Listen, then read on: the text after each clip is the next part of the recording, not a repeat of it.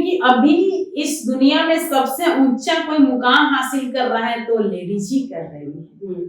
लेकिन वही आप जेंट्स को ले लीजिए, उसमें 10 भी दाग लगेगा फिर भी वो पवित्र माना जाता है। वो हमारा इंडिया का कल्चर है। फिजिकली स्ट्रांग रहो और अपना काम खुद करो, और मम्मी पापा का एक मान सम्मान और गौरव को बढ़ा रही है तो एक लेडीज ही सबसे आगे आ रही है। फैमिली में बहुत सारा चीज का सामना करना पड़ता है। अगर नेगेटिव थिंक है उसको वहीं पर छोड़कर हम पॉजिटिव को लेकर हम आगे बढ़ेंगे। जैसा कि आप सब जानते हैं कि मैं महिलाओं से रिलेटेड प्रोग्राम हमेशा दिखाती रहती हूँ। आज भी मेरे साथ जो महिला मौजूद हैं वो बहुत ही दमदार भूमिका में है। आइए मैं सीधे उनसे बात करती हूँ और जानती हूँ कि वो इस पद पे पहुँच के उनको कैसा लग रहा है। Thank you madam. मैं Anjali Verma, deputy director fisheries from BAMETI. ये बामेती जो है ये सेंट्रल गवर्नमेंट इंस्टीट्यूशन है, ये ट्रेनिंग मैनेजमेंट इंस्टीट्यूट है जो कि नॉट ओनली बिहार, ये पूरे स्टेट में होता है। बिहार, झारखंड, जितने भी स्टेट हैं सारे स्टेट में होते हैं। तो इसमें एग्रीकल्चर टू एलाइड सेक्टर जितने भी है सबका ट्रेनिंग इसमें लिया जाता है। सबसे पहले तो डिपार्टमेंट से ट्रेनिंग का प्रपोजल लिया जाता है। प्रपोजल लेने के बाद में सारे डिपार्टमेंट का एक ग्रुप मीटिंग होता है। उसके बाद ट्रेनिंग पूरा सेटअप तैयार होकर फिर सेंट्रल गवर्नमेंट को प्रपोजल जाता है। उसके अनुसार सेंट्रल गवर्नमेंट से फंड आता है तो उसी के अनुसार एनुअली कैलेंडर तैयार होता है और ट्रेनिंग स्टार्ट। जिस समय आप पढ़ाई कर रही थी उस समय आपने कभी सोचा था कि मैं इस क्षेत्र में आऊंगी?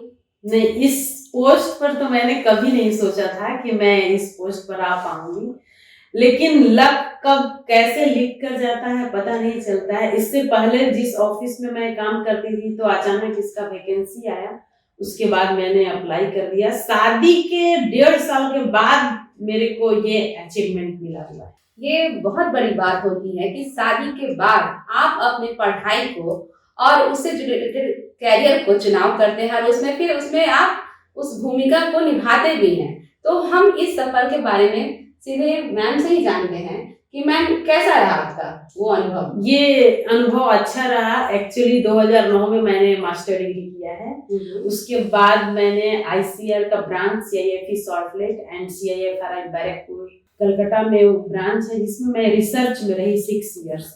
रिसर्च में रहने के बाद में आपको 9-10 बजे रात तक के जितने भी प्रोटीन, फैट, एश, ड्राई मुआसा जितना भी कंटेंट रहता है बॉडी कंपोजिशन को हमने एनालिसिस करके अपना एक पब्लिकेशन बनाया, जिसमें कि उस पब्लिकेशन करते समय, रिसर्च करते समय अपने आप को मेंटली सेटअप नहीं कर पाए क्योंकि एक समय था कि मेरी शादी हो जाएगी। 9 बजे रात तक तो मेरे को कोई टाइम देगा नहीं फैमिली।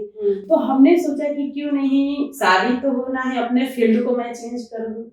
तो अचानक 2 महीने की छुट्टी में मैं घर आई थी तो वैकेंसी आया। उसके बाद मैंने अप्लाई किया और यहाँ पर मैं। तो जैसा कि हम देखते हैं कि बिहार में और खासकर महिलाओं के लिए एक सोच होता है कि ज्यादा रात तक आपको बाहर करने के लिए घर से परमिशन नहीं मिलता है। ठीक वैसे ही मैम के भी साथ है, इसीलिए उन्होंने इस क्षेत्र का चुनाव करते हुए अपने जो पढ़ाई का है या जॉब का जो है उस नजरिए को चेंज करके इस फील्ड को चुना है। मैम आगे आप बताएंगे कि जो पढ़ाई शुरुआती से लेकर अब तक का जो सफर है उसका कुछ छोटे में बता पाए तो? हाँ बिल्कुल, छोटे में बता पाऊंगी। एक्चुअली मैं जब लिटिल एज में थी तो मेरे मम्मी पापा मामा के घर में उन्होंने रख कर मेरे को पढ़ाया। एक्चुअली जिस गांव में रहती थी मैं तो उस गांव में उतना फैसिलिटी नहीं था। मतलब आपका जो फैमिली बैकग्राउंड है, फैमिली बैकग्राउंड जो था पूरा जॉइंट फैमिली था, हम पढ़ नहीं पाते थे तो मेरी मम्मी ने अपने मायके में रखा। उसके बाद जब मेरे को 10th 12th और ग्रेजुएशन करना था उसके बाद मैंने पापा के मामा के घर में रहकर मैंने पढ़ा। सिर्फ पढ़ाई करने के लिए मम्मी पापा कहीं मतलब फैमिली में रख कर पढ़ाते थे, लेकिन उस तरह से कल्चर जो होता है एक अपना मम्मी और पापा जो फील करता है कि नहीं मम्मी पापा के यहाँ उस तरह से अपने बच्चा को कल्चर देना, पढ़ाना, उस तरह से अदर्स फैमिली में नहीं होता है। उसमें भी बहुत स्ट्रगल करना पड़ता है जब आप रिलेटिव में रहते हैं तो। सही बात। तो उसके बाद में मैंने अपने आप को अपडेट किया। उसके बाद ग्रेजुएशन के बाद मास्टर डिग्री करने के लिए भोपाल बरकतुल्लाह यूनिवर्सिटी से मैंने मास्टर डिग्री किया हुआ है और अभी रिसेंटली मेरी पीएचडी बोधगया यूनिवर्सिटी में चल रही है। तो आप ये देख रहे हैं कि जो मैम है उनका सफर काफी स्ट्रगल भरा रहा है। आगे हम कुछ और भी जानेंगे। जैसा कि मैम ने बताया कि ये संयुक्त परिवार में रह के और सारी परेशानियों को झेलते हुए किस तरह से आगे बढ़ रही हैं, उसी बारे में उन्हीं के मुझसे सुनते हैं कि कैसा उनका सफर रहा। एक्चुअली मैम जैसे आपके फादर क्या थे, पहले आप थोड़ा सा। मेरे पापा तो जॉब में थे, गवर्नमेंट जॉब था। जब कुछ ऐसा बिहार की स्थिति आया जिसमें कि वो फैक्ट्री ही बंद हो गया। जब उस समय मैं 10th क्लास में थी, फैक्ट्री बंद होने के बाद में आपको पापा को मैं बिहार स्टेट से बाहर का ऑफर आया तो पापा मेरे जा नहीं पाए।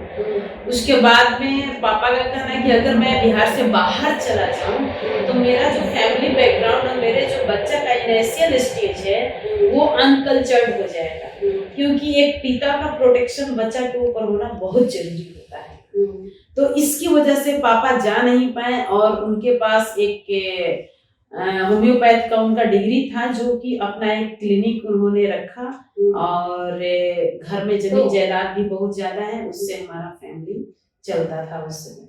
तो मैंने आपको उस समय आर्थिक तंगी का बहुत ज्यादा जब मैं ग्रेजुएशन पास की, ग्रेजुएशन में मेरे सबसे हाईएस्ट मार्क्स आया। उसके बाद में जैसे होता है कि घर में दादा दादी का जो सोच होता है कि नहीं तुम बेटी को बाहर भेजोगे, बेटी को पढ़ाओगे, लेकिन मेरी मम्मा यानी माँ जो था ना, वो माँ का एक अकड़ था कि बेटी के अगर अंदर आत्मिक इच्छा है तो हम बेटी को जरूर पढ़ाएंगे। तो मेरी मम्मी ने क्या किया था कि जब मैं जन्म ली थी तो मेरे मम्मी को दादा ने एक गिफ्ट में सिकड़ी दिया था। अच्छा। तो जब मैं मास्टर डिग्री करने के लिए मेरे को जाना था तो मेरी मम्मी ने वो सिकड़ी को बेच दिया। बेचकर 40-50 हजार रुपया एडमिशन चार्ज लग रहा था। तो बेचने के बाद में जो पैसा आया उस पैसे से मेरा मास्टर डिग्री में एडमिशन हो गया। तो मास्टर डिग्री में एडमिशन होने के बाद में वहां पर एक अलग सा इन्वायरमेंट क्रिएट हो गया कि नहीं, मम्मी पापा मेरे को अगर इस तरह से पढ़ा रहे हैं तो मेरे को यहाँ कुछ करके निकलना है, कुछ अच्छा करके निकलना है मेरे को। ये अपने पॉइंट ऑफ व्यू में रख लिया और फिर मैंने बिहार से बाहर भोपाल पढ़ाई करने के लिए मैं चली। तो आपकी जो माँ है वो हाउसवाइफ है या उन्होंने भी? मेरी मम्मी हाउसवाइफ है। अच्छा, तो ये आप सुन रहे हैं कि एक माँ कितनी बड़ी भूमिका निभाती है बच्चों की लिए, वो एक रोल मॉडल की तरह होती है। अगर शायद उनका सपोर्ट नहीं रहता तो आज जिस परिस्थिति में इन्होंने ये मुकाम हासिल किया है वो शायद ना कर पाती, और शायद इसी यही वजह है कि आपने जो ये सबसे बड़ा इसमें मेरी मम्मी का रोल है जो कि उन्होंने भेजा। पापा तो वो अपने मम्मी पापा की बातों सुनकर उन्होंने पैर पीछे कर लिया, लेकिन मम्मी का कहना कि नहीं बेटी जाएगी तो जाएगी, पढ़ेगी तो पढ़ेगी। और मेरा ये ग्रेजुएशन में ही थोड़ा सा शादी वादी का रिश्ते चलने लगा तो मैंने मम्मी को बोला कि मम्मी तुम्हें या तो पढ़ाना है या तो मेरे को तुम मार दो या तो तुम पढ़ा दो, जैसा कि हमारे समाज में होता है कि बेटी को हो जाने पर उस समय ऐसा फील होता था कि हमने बेटी में क्यों मैंने जन्म ले लिया। तो फिर मम्मी का ही देन है कि मम्मी खुद बोलती कि जिस दिन ये अपने मुंह से बोलेगी कि शादी कर दो शादी होगा, नहीं तो इसको पढ़ने का अगर दिल से इच्छा है उतना मैं इसको पढ़ाऊंगी। कई बार जब पारिवारिक तनाव या ज्वाइंट फैमिली में बहुत सारा चीज का सामना करना पड़ता है, बहुत ज्यादा सामना। उस समय आप क्या संदेश देना चाहेंगी अगर जो लड़कियां इस तरह से प्रॉब्लम फेस कर रही हैं, तो उस समय कैसे अपने हिम्मत को बनाए रखना चाहिए? हिम्मत को अगर मान लीजिए कि आपके पास मम्मी और पापा हैं, अगर मम्मी पापा में किसी एक का अगर पॉजिटिव सोच हो तो आप उनको लेकर उनको जा सकते हैं। क्योंकि मेरी मम्मी का पॉजिटिव सोच था। उसके बाद मैं मास्टर डिग्री में गई, वहां पर भी अच्छा मार्क्स लाया, मैंने अच्छा सफलता हासिल किया। और उसके बाद मैं कलकत्ता में ICAR में रिसर्च में जब काम करने लगी, वहां पर मेरे को स्टाइपेंड मिलने लगा। उस पैसे को जब मैंने पहला पैसा मैंने रिसीव किया तो लगा कि नहीं मेरा अपना एक अर्निंग है, ये मेरा मेहनत का कमाई है।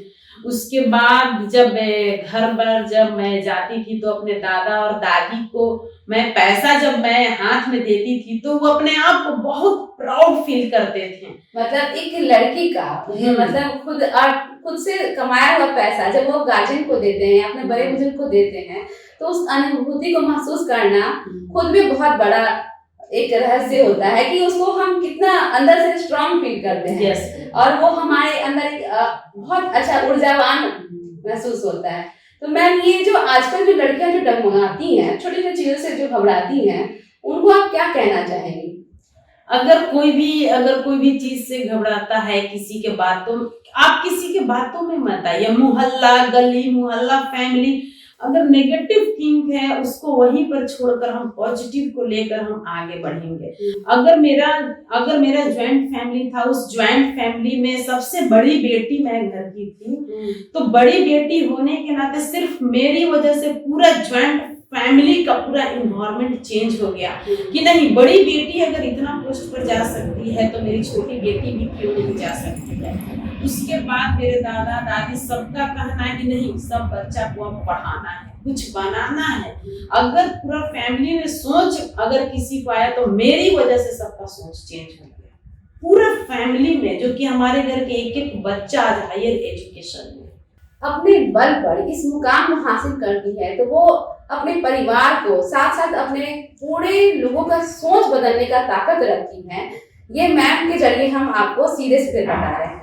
और मैम, आप जो शादी और शादी के पहले का जो अंतराल रहा, उसका अनुभव कुछ आप बताएंगी? यस मैम, शादी होने के बाद में लेडीज का सबसे फर्स्ट जो होता है जिंदगी का पड़ाव जो होता है शादी। कई बार देखा जाता है कि शादी तो हो जाती है, हम बड़े मुकाम पे भी पहुंच जाते हैं, फिर भी जो लड़कियों के अंदर जो भेद होता है, जनरली परिवार में लड़की अच्छी होनी चाहिए, गोरी चाहिए, मतलब वो महत्व हमें नहीं मिल पाता। उनकी अपेक्षाएं इतनी ज्यादा होती है लड़के वालों की कि हम कितना भी कुछ कर ले, फिर भी वो हमें वो जो मिलना चाहिए सम्मान, वो नहीं मिल पाता है।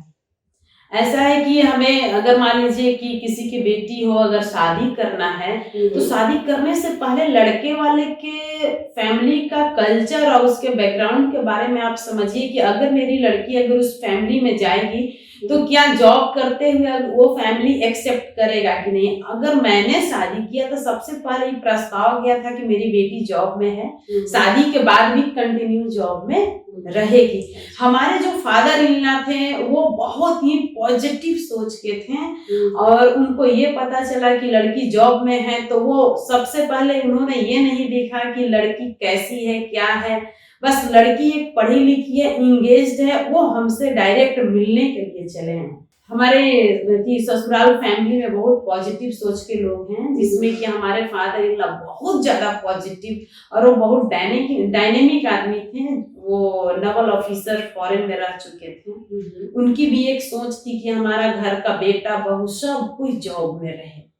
तो ये फैमिली को देखते हुए उन्होंने हमें शादी का हाँ किया और इस प्रस्ताव को लेकर उस घर में हम शादी करके गए।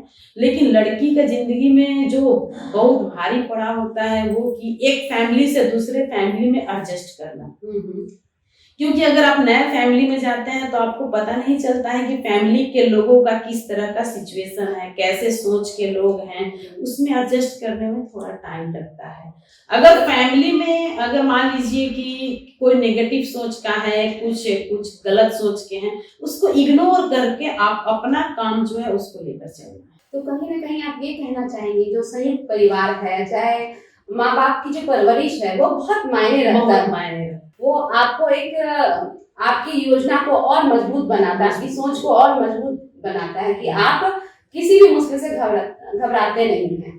मैम, जैसे कि आप हस्बैंड वाइफ जब दोनों जॉब में रहते हैं तो उस समय परिवार संभालना कितना मुश्किल होता है? बहुत मुश्किल होता है और ज्यादातर लेडीज को ही मैनेज करना पड़ता है। सुबह में उठो तो जेंट्स का है कि अगर वो मॉर्निंग वॉक में जाते हैं, अगर लेडीज अगर सुबह में उठती है तो सीधे वो किचन में जाती है कि मेरे को इस टाइम ड्यूरेशन में खाना बनाना है और इस टाइम ड्यूरेशन में मेरे को तैयार होकर इतने बजे मेरे को ऑफिस निकल जाना है। तो टाइम मैनेजमेंट करना ही पड़ेगा। अगर एक वाइफ अगर हस्बैंड के ऊपर काम छोड़ देती है तो वो ऑफिस भी लेट हो जाएगी, सारा काम लेट हो जाएगा। इसलिए अपने आप को, कोई भी लेडीज हो, फिजिकली स्ट्रांग रहो और अपना काम खुद करो। पति को भी संभालना पड़ता है, बच्चा को भी संभालना पड़ता है और ऑफिस आना पड़ता है। और यहाँ तक कि अगर मान लीजिए कि हस्बैंड अगर पॉजिटिव नेचर का आपको हेल्पफुल मिल जाए तो वो तो गॉड गिफ्टेड हो जाता है, अगर हेल्पफुल मिल जाता है तो। अगर मान लीजिए हेल्पफुल नहीं मिलते हैं, वो भी इंगेज्ड हैं, तो बहुत मैनेज करना पड़ता है। और मैं ये चाहती हूँ कि अगर कोई लेडीज जॉब में है तो अपने बच्चा का रियरिंग जो होता है वो किसी लेडीज से न कराकर खुद से करना सही है और साथ में रखना सही है। पर मैम कई बार ऐसा होता है कि हम चाहकर भी ध्यान नहीं दे पाते या हमारे पास टाइम की कमी होती है, उस समय हमें इच्छा होते हुए भी हम उनको प्रॉपर केयर और प्यार नहीं दे पाते हैं जो बच्चों को चाहिए होता है। तो अगर, क्योंकि गवर्नमेंट जो रूल्स बनाया है कि आप ऑफिस में भी बच्चा को रख सकते हैं, तो जो आप दाई रखते हैं वो दाई को अपने साथ रखिए और ऑफिस में ही दाई को लाइए, बच्चा को भी लाइए और हर 1 घंटा 2 घंटा पर अपना बच्चा का भी मॉनिटरिंग हो जाता है और ऑफिस का काम भी। तो कुछ ऐसी बातें जो आप जब बाहर निकलती हैं, ऑफिस में जाती हैं, तो जो लड़कियां हैं या महिलाएं हैं जो आपको देखती हैं तो जरूर आपसे कहीं ना कहीं प्रेरित होती होंगी। yes. तो उनका व्यू आप कैसे रखती हैं कि हाँ आप भी कुछ जो मनोबल उनका कैसे बढ़ाती हैं? बिल्कुल, एक्चुअली जब हम लोग ट्रेनिंग करते हैं तो हमारे ट्रेनिंग में जो लेडीज पार्टिसिपेंट्स आती हैं उसमें अपनी अपनी प्रॉब्लम लोग बोलते हैं कि मैडम मेरे साथ ये प्रॉब्लम है, मैडम मेरे साथ ये प्रॉब्लम है। तो उसमें सजेशन यही है कि अगर ऑफिस में अगर काम कर रहे हो, ऑफिस में डिफरेंट टाइप्स के पीपल्स होते हैं।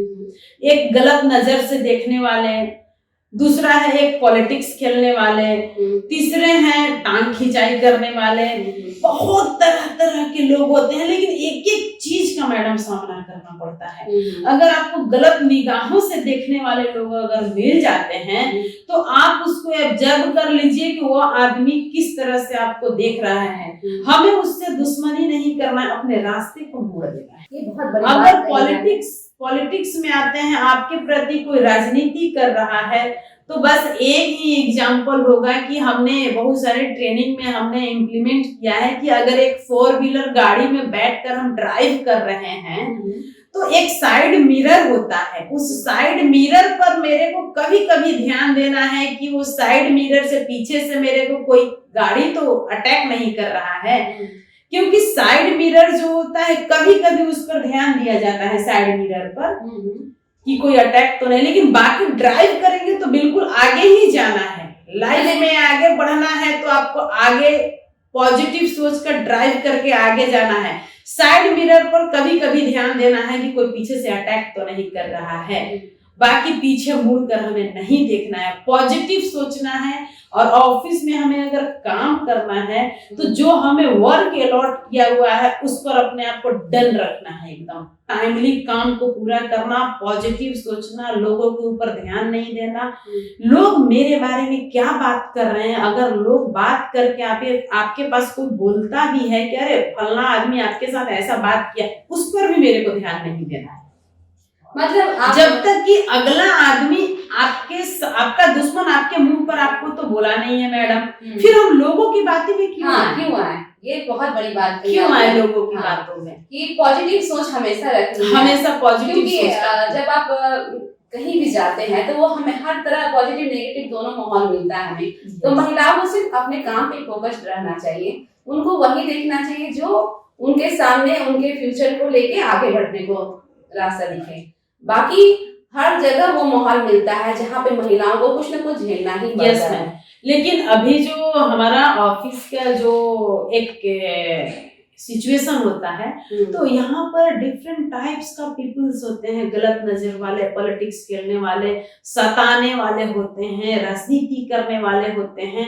उस चीज पर ध्यान नहीं देकर अगर हमारा मेन जो हेड होता है, जो कंट्रोलिंग होता है, अगर वो सही निकल जाए, आपको पॉजिटिव रास्ता दे, आप पॉजिटिव चलना चाहें तो डेफिनेटली आपको किसी का असर नहीं होना चाहिए। अगर कोई लड़की घर से जब बाहर निकले तो उसको किस तरह से अपने बर्ताव या अपने माहौल को सही रखना चाहिए? यस सबसे पहले तो मैं आपको बताना चाहूंगी कि कोई भी लड़की अगर घर से पैर बाहर निकालती है तो उसका शरीर सिर्फ लेडीज का होना चाहिए, लेकिन घर से अगर पैर बाहर निकालती है तो उसको मर्द बन जाना चाहिए, जेंट्स बनकर जीना चाहिए। क्योंकि फिजिकली भी स्ट्रांग रहना है। लेडीज एक ही चीज में कमी, उसको कमजोर होती है फिजिकली हाँ, लोग जो कि अगर आप सोचिएगा कि कहीं का घूंघट प्रथा है तो घूंघट में लेडीज को कम बोलना चाहिए, लेडीज को ऐसे रहना चाहिए, बिल्कुल नहीं।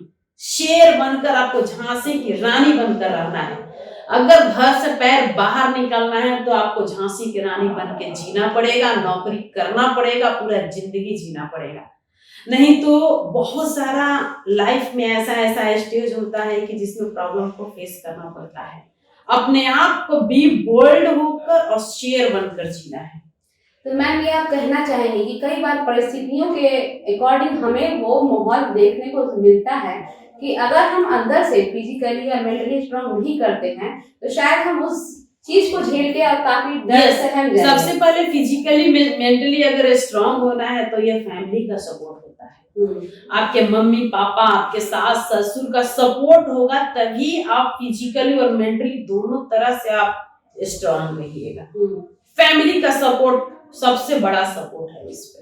और दूसरी शिक्षा, अगर शिक्षा आपकी बहुत अच्छी है और बहुत दमदार अभिनय के साथ आप अपने बस जो मुकाम हासिल करना है उसी पे फोकस है तो वो कहीं ना कहीं आपको अंदर से वो स्ट्रांग बनाता है और वही आपको बेटर अनुभव फील कराता है कि आप हर कदम पे सक्सेस को अचीव करते चले जाते हैं। और यही मैम आप भी कहना चाहती हैं। यस। लास्ट में कुछ पंक्तियां जो आप कहना चाहें। लास्ट में मैं यही बोलना चाहूंगी कि अगर कोई फैमिली मेंबर है तो लड़का लड़की में फर्क नहीं समझे, क्योंकि अभी इस दुनिया में सबसे ऊंचा कोई मुकाम हासिल कर रहा है तो लेडीज ही कर रही है। और मम्मी पापा का एक मान सम्मान और गौरव को बढ़ा रही है तो एक लेडीज ही सबसे आगे आ रही है। अगर घर से बाहर कोई माइन्यूटली अगर नहीं काम हो तो वो लेडीज ही संभालती है। अगर कोई काम क्लीन और परफेक्ट तरीके से अगर उसका प्रोसेसिंग करके आगे बढ़ाना है तो एक लेडीज ही कर पाती है। क्योंकि सबसे ज्यादा हम मानते हैं इस दुनिया में जॉब से ज्यादा, बाहर का काम से भी ज्यादा सबसे डिफिकल्ट अगर काम है तो लेडीज का है फैमिली संभालना, बच्चा संभालना और घर संभालना। दुनिया का सबसे डिफिकल्ट काम, क्योंकि आज मैं सुबह 10 से लेकर 5 जॉब में रहूंगी तो जाने के बाद में रेस्ट मिल जाता है, लेकिन घर में कभी एक लेडीज को रेस्ट नहीं मिलता। अगर एक लेडीज ऑफिस में भी बिजी है तो वो घर में भी बिजी होती है, उनके पास टाइम नहीं होता क्योंकि उनको बच्चों को भी टाइम देना है, पति को भी टाइम देना है, टोटल चीज मेंटेन करना पड़ता है। मैम जो लड़कियां अभी आगे अपना करियर बनाना चाह रही हैं या आगे बढ़ना चाहिए उनके लिए आप कुछ पॉइंट्स बताना चाहेंगे? यस, जो अपने तजुर्बे से आपने अनुभव किया है। यस करियर बनाने के प्रति हम यही चाहेंगे कि फैमिली का तो पहला सपोर्ट होना ही चाहिए। फर्स्ट ऑफ ऑल लड़की को अपना कैरेक्टर को परफेक्ट रखना है। अपने कैरेक्टर को परफेक्ट जो लड़की रखेगी, जो दुनिया के देख कर नहीं चलेगी, वो लड़की उसके साथ घूम रही है वो उसके साथ, इस चीज को ना ध्यान देते हुए अगर हम अपना कैरियर पर ध्यान देते हैं कि हमें ये पोस्ट को अचीवमेंट ले लेना है तो दोस्त साथी दुनिया सबको छोड़ दो, इतना दिल में लगन रखो, ऐसा पढ़ाई करो ना कि आपको ये अचीवमेंट मिल ही जाए। मैंने अपने लाइफ में एक्सपीरियंस देखा हुआ है कि बहुत सारे लड़की जो हैं, लड़के जो हैं, जो कि अपना घूमते फिरते थे, जो कि वो चीज से उस चीज को मैंने फेस नहीं किया है, बस अपने कैरियर को फेस किया है। जो कि मैं एक लिटिल एज में मैं यहाँ पर हूँ। जितने भी हमारे डिप्टी डायरेक्टर से हमसे 14 से 15 साल एज में बड़े हैं, सबसे एक लिटिल एज में मैं हूँ, जो कि मैं इस जगह में हूँ। अगर जॉब में अगर हम आते हैं तो जॉब में आने के बाद में भी आपको अगर सबके निगाहों में बने रहना है तो एक लेडीज को अपना कैरेक्टर ठीक रखना है, जिस तरह से लोग कुछ कुछ ऑफिसर्स होते हैं कि कमीशन खाते हैं, उसमें भी आपको परफेक्ट रहना है, बिल्कुल एकदम नीट एंड क्लीन, अंदर से पूरी तरह से पवित्र रहना है, ना झूठ बोलना, झूठ सुनना, ना झूठ कहना किसी को, कुछ नहीं, एकदम permanently absolutely neat and clean person बनकर रहिए। कभी भी अगर ये सारा पॉइंट अगर कोई नोट कर ले तो कभी भी एक लेडीज का सिर झुकेगा नहीं, हमेशा वो टाइट रहेगी। अगला आदमी आपके सामने झुक जाएगा लेकिन आप कभी नहीं झुकिएगा, और आपको जो काम मिला है उसमें आप परफेक्ट रहिए, एकदम टाइम टू टाइम अपना परफेक्ट काम कीजिए। आप कहीं हो, मीटिंग हो, जैसे भी हो, आप पूरा आप अपने आप को टाइट होकर अपना हैंडल कर सकते हैं। लेकिन अगर किसी लेडीज अगर किसी चीज में कमजोर पड़ जाती है तो अपने कैरेक्टर ऐसा है लेडीज का कि अगर एक बार बदनामी होती है तो पूरी जिंदगी की टैग लग जाती है उसके ऊपर। एज ए एग्जांपल्स मैं ये बताना चाहूंगी कि लेडीज के ऊपर क्यों परफेक्ट और हर चीज में क्लीन चिट रहना चाहिए, क्योंकि लेडीज एक कांच होती है, एक मिरर। जैसे कि आपके पास यहाँ पर एक छोटा सा मिरर है, अगर मैंने इस मिरर पर एक टुकड़ा से मैंने मार दिया तो इसमें दाग आ गया, ठीक है, दाग आ गया। हाँ। अगर उसको मैं चाहूंगी मिरर के दाग को मिटाने के लिए, मिटेगा नहीं, लेकिन दाग रहेगा। मिरर चेंज करना पड़ेगा लेकिन वो दाग नहीं मिटेगा। वो हमारा इंडिया का एक कल्चर है कि अगर एक बार दाग लग गया तो दाग नहीं मिटता है। लेकिन वही आप जेंट्स को ले लीजिए, उसमें 10 भी दाग लगेगा फिर भी वो पवित्र माना जाता है। वो हमारा इंडिया का कल्चर है। यही चीज अगर आप इंडिया से बाहर चले जाते हैं तो उसके साथ कल डाइवोर्स हुआ तो उसके साथ शादी हुआ, फिर उसके साथ शादी हुआ, कोई मायने नहीं, एक लाइफ स्टाइल ही कहीं ना कहीं हमारी जो परंपरा रही है, जो हमारे इंडिया का कल्चर है, वो हम एक लेडीज ही उसको निभाते हुए, लेडीज ही निभाएं। हाँ, उसको उस अपने दामन को साफ रखिए और हमेशा उसी के बदौलत अपने दामन को साफ रखते हुए ही आगे बढ़िए, ताकि बाद में लोग आपका इस्तेमाल गलत तरीके से ना कर सके। क्योंकि महिलाएं अगर कमजोर पड़ती हैं तो शायद इसी 2 वजहों से बहुत कमजोर पड़ जाती है। इसीलिए हम महिलाएं सबसे पहले अपने उस मुकाम को हासिल करें, तब हम लोगों की नजर में और अपनी नजर में खुद उतनी कैपेबिलिटी रख पाएंगे कि दुनिया भी हमारे सामने नतमस्तक होगी। बहुत बहुत धन्यवाद मैम आपको हमारे कार्यक्रम से जुड़ने के लिए। अगर कोई भी सुझाव हो तो जरूर बताएं। आपको ये प्रोग्राम कैसा लगा जरूर बताएं और अपने अनुभव जरूर साझा कीजिए, जरूर बताइए, लाइक करिए, सब्सक्राइब करिए। धन्यवाद। अगर आप चाहते हैं कि आपको इस तरह का इन्फॉर्मेटिव वीडियो मिलता रहे तो आप हमारे चैनल द इंडिया प्लस को सब्सक्राइब करना ना भूलें। साथ में आप बेल आइकन को दबाना भी ना भूलें ताकि आपको नोटिफिकेशन मिलता रहे। आप हमारे इस वीडियो को शेयर भी कर सकते हैं।